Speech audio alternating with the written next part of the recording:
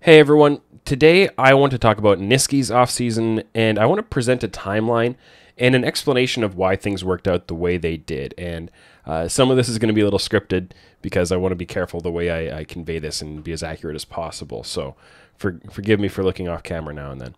I mainly want to do this because during the free agency show recently, when the report came out about Cloud9 refusing the €350,000 buyout from Fnatic, I joined in on with a lot of other people and kind of chastising C9 for that, for the way I perceived it. I think I called C9's decision baffling on air, and afterwards I tweeted that C9 had lost the offseason. And, you know, some context for that is that I've been a big fan of Nisqy for a pretty long time. For multiple years, I'm a fan of the way he plays the game. Emotionally, I was excited about the idea of seeing him rejoin Cloud9. I loved watching Nisqy and Blabber play together, and I was looking forward to watching them again. But that didn't work out, and we saw them go a different direction. And that kind of emotional disappointment of it, just for the personal appeal of what I wanted, did kind of color my initial reactions. So I realized pretty quickly that I was reacting to an incomplete story. So I set about collecting some additional information to fill in the rest of the picture. And that's what I want to present here. Now, I'm not doing this because, you know, I feel bad about my reaction and I want to, like, atone for it or anything like that. And I'm not looking to find anyone to blame for Nisqy ending up without a team. I'm not trying to exonerate anyone for saying it's not their fault he didn't end up without a team. I'm not trying to mend fences with anyone at Cloud9. I do my conflict resolution privately, not in public, so it's not about that. I just want to lay out the most accurate timeline I can of how this all came about because, you know, I think having incomplete or imperfect information out about a player isn't what is fair to the player or fair to the fans who might want to know what happened to that player. So I just want to kind of help to fill in some of the gaps here. The information that I'm going to present here comes from a variety of sources. Some of those are public from what people have said in various kind of forums or things. Most of those sources are private, and I'm not going to share what those are. I'm not using any information from off-the-record conversations or anything like that.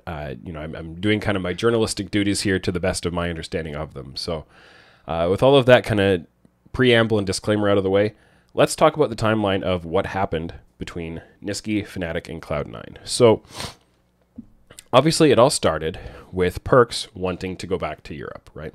They had finished out the year. I've seen it said in some places that it was even before Worlds was over that Perks had informed Cloud9, like, hey, I'd like to go back to the LEC next year. But that's kind of neither here nor there. So Cloud9 began negotiating the sale of Perks back to Europe. Both Fnatic and Vitality were in that race. But then, of course, there's all the stuff that Jacob Wolf reported with kind of the Fnatic clause where G2 and C9 had agreed. G2 had stipulated, we won't sell him to you unless you agree that you won't sell him to Fnatic. So all of that came into effect, and sure, it all kind of came to a head and blew up publicly later. But at the end of the day, Cloud9 closed a deal with Vitality, and that was secured. So in the meantime, while all of this is going on with Perks and moving him out, obviously they need to find a replacement mid laner. Cloud9 was in the race for Bjergsen. I mean, a lot of people were. Why would you not? Bjergsen was retiring. He chose to leave TSM. The three teams that I've heard that were most actively pursuing Bjergsen were Team Liquid, Cloud9, and Evil Geniuses. I believe from the way the rumors took a turn, but I don't have direct information on this, that EG pulled back first, so it kind of became a Team Liquid Cloud9 race. There have been various like Wooloo tweets and things to this effect. and it seems like Cloud9 were kind of in and out on the Bjergsen side of things a couple of times, that they would decide, hey, we're going to go after this, we want to make this work. And then they're like, oh, you know, for whatever set of reasons, maybe the money doesn't quite make sense to us, or maybe the overall vision of what the team might end up looking like doesn't quite make sense to us, and they would pull back. So it seems like they kind of did this dance a couple of times, changing almost daily.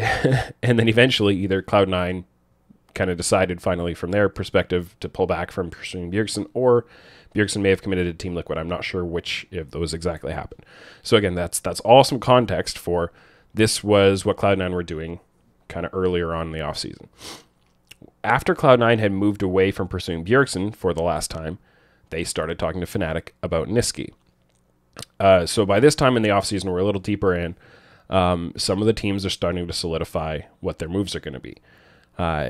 You've always got some teams that kind of have it all wrapped up earlier rather than later. Fnatic asked, when Cloud9 inquired, they asked for a fair amount more than 350,000 euros as a buyout.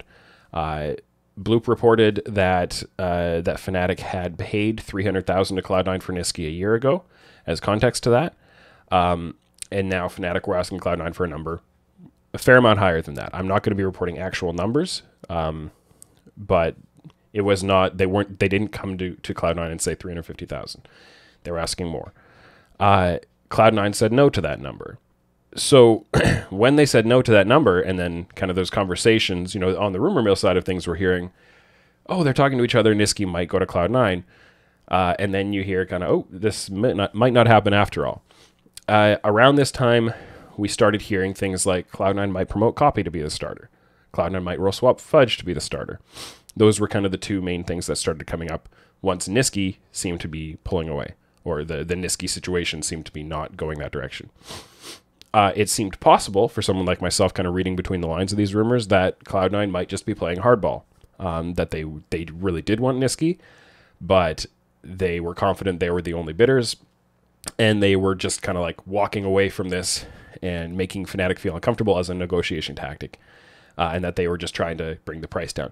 Maybe Fnatic thought the same as well. Maybe Fnatic thought, oh, Cloud9 don't want to pay what we're asking, so they're just playing hard to get. I'm not sure. I'm speculating on that part. But there was a bit of a sense that, oh, Nisqy still seems like a very clear option for Cloud9, and there still seems like a pretty high chance of this happening. But Cloud9 had been looking at these role swap options for Fudge going mid lane, and all of the things that came around that we've seen what they actually did with Summit and Berserker. And so they were building momentum on that plan during this portion of walking away from that initial higher buyout ask. So after some time had passed from then, I'm not exactly sure how long, 2 or 3 days, I think might have been a little longer, Fnatic now come back to C9. Off-season, the actual opening of free agency is much closer now. And now they came back to C9 and said, okay, we'll do it for 350,000 euros, which is the 50,000 over what they had paid a year before.